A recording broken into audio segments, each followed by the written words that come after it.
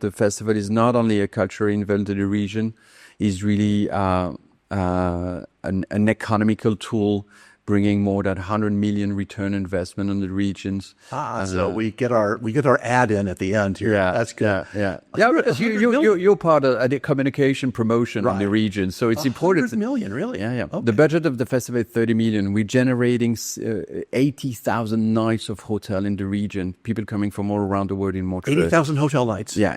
Oh, yeah. Which in total, the direct and indirect return investment is about 100 million for the entire regions.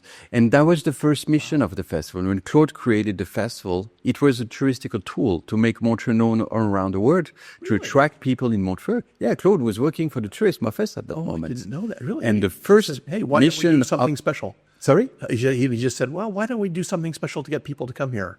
Hey, I have an idea. Yeah, I was a cook, but you could do something in the music field. He was working for the Tourism Office, and his mentor was Claude Raymond-Jossy, a genius in marketing and etc. And he asked Claude, because he understood Claude was a guy which is a little different from the others, to find an idea to make Montreux known around the world. And Claude came back from New York and say, I want to create a jazz festival. And everybody looked at him and said, you're crazy, making a jazz festival in 1967 to make Montreux known. Yes.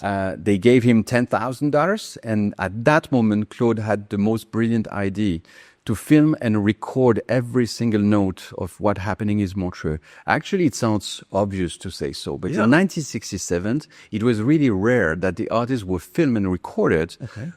They were filmed and recorded on television, but not really on live concerts. And the second idea for Claude was to have the highest standards of broadcasting, television, directors, lighting designer, blah, blah, blah. Okay. And at the end of the show, to give the tape to the artist, free of charge. Oh, that's and what smart. happened straight away? The first one is 1968. Eddie Harris, Les McCann, and they did amazing concert together in Montreux. They released the Montreux Jazz Festival album live of Eddie Harris, Les McCann. 1 million pieces sold in US. 1 year first in the chat in US. Means that the brand development of Montreux started just with this single idea. Yeah. And Claude was so attached to his region that he spent his entire life of making his region known all around the world. Yeah. And finally, you see, 60 years later, we're bringing a lot of things to the region. The region is giving a lot of things to us. Of course. And it's why also in the job that you're doing, the most international company coming to the region. That's probably true. It's the best things that we can do for all the region altogether. How many of the artists would you say have never been to Switzerland before, typically? Did you ever ask that question, or do you even know? No, honestly, we know if they have been playing in Switzerland or not. Right. For example, FK Twigs this year never played in Switzerland since the last 10 years. Might have been here for vacation or something like that. Maybe. Yeah, that's But hard to know that, right? Hard to know. Right. How to know. Right. And do you ever do they talk about the experience a little bit separate from just part of the festival?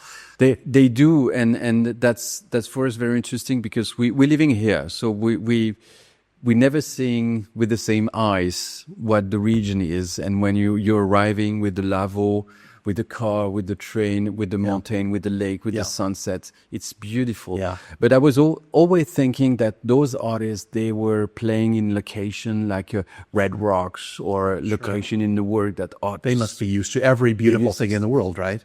But not really. No. The smalliness of Switzerland, of Montreux, this intimacy, the security, the respect, which is in Switzerland, and the beauty of the region, that's all those elements. Respect, like for their privacy, for example? Amazing. Yeah. You can have, I remember this story when Muse came to the festival for the 50th anniversary, 10 years ago.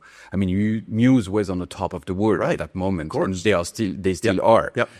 And Matt Bellamy, the guitar and singer, he knows Montreux quite well, because he was recording with Mutt Lange in La Tour de Pelle, so with Muse. So they knew the region. They played Montreux 10 years before, but he arrived in Montreux, and then I was asking my team, where is Matt Bellamy? Because I heard that he's having a dinner. Yeah, he's on the walkway having a hamburger on the terrace on the lake in the middle of the crowd. Because he can.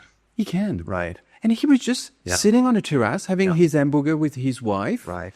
And people would say, hey, Matt. And he would say, hey, how are you? Can I take a picture? Yeah, but let me finish my hamburger. Let's take a picture afterwards. Well, no problem. Okay, I'll let you. Yeah. That's Switzerland. Yeah. And that's also Montreux audience, but it's everywhere in Switzerland like that. It's people are, I'm very proud of that for Switzerland. People are so much respectful. Yes. And they have that in return. Because the artists, they feel that. We have a lot of artists coming from America also saying that we need security, blah, blah, blah. No, forget about it. Of course, maybe you have your bodyguard and things, but nothing will happen. People will respect you because they love you. That's right.